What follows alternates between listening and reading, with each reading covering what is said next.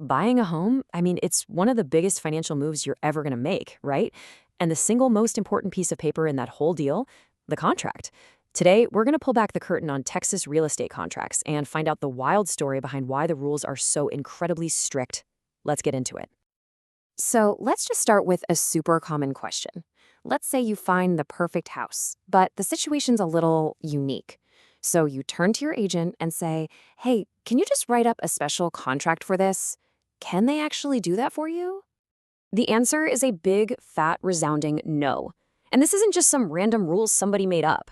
It's a really important protection that was born from a pretty chaotic time in Texas history, a time full of legal messes that this rule is designed to prevent. To really get it, we've got to jump in a time machine and go way, way back. Before 1939, the real estate scene in Texas was, well, it was basically the Wild West. There were no licenses for agents. Literally anyone could just decide to sell houses, and as you can probably guess, that led to some major problems. You had a few core issues popping up all over the place. First, you had real estate agents, who are not attorneys, trying to write their own complex legal documents. Second, because they weren't lawyers, the contracts were often super vague and just poorly written. And the result of all that? Constant fights over what the contracts even meant, which all too often landed regular buyers and sellers in crazy expensive lawsuits. It was a total mess. So yeah, things were a mess. And the state of Texas had to step in.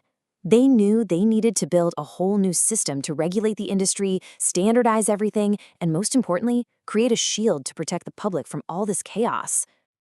And that shield was built in two giant steps.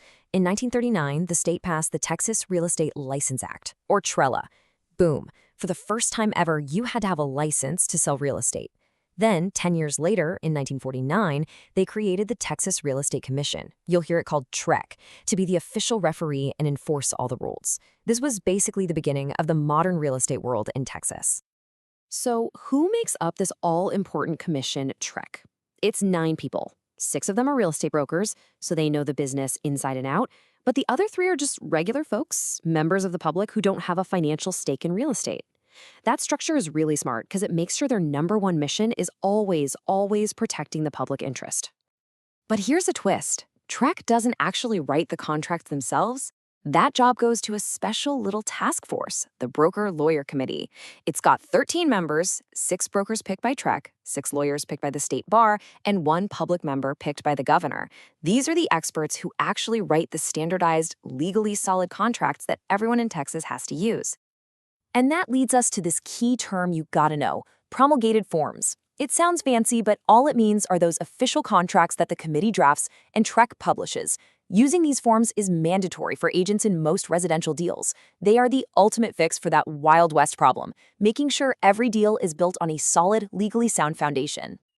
Okay, so now we know why these forms exist. Let's get to the exciting part. How do they actually work when you're negotiating?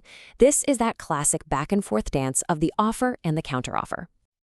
All right, so when someone makes an offer on your property, you're called the offeree, and you have 4 clear choices. 1, you can do nothing. Seriously, there's no law that says you have to respond. 2, you can reject it flat out. Nope. 3, you can accept it exactly as is, no changes whatsoever. Or 4, and this is where the dance really starts, you can make a counteroffer. Now listen up, because this is the most critical thing to get about negotiating. A counteroffer is not just a little tweak to the original offer.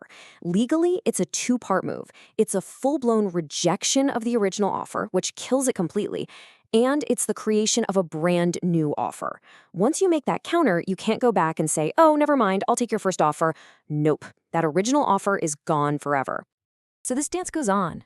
Offer, counter, another counter, until one of 2 things happens. Either somebody walks away, or you finally reach an agreement. But what is that precise legal moment when your agreement stops being just a conversation and turns into an ironclad, legally binding contract? This really is the million-dollar question in any deal, isn't it? Is it when you agree on the price? When you shake hands? When the first person signs it? Let's get the real final answer. Okay, here it is. It is a 2-part formula. For an offer to become a binding contract, 2 things must happen.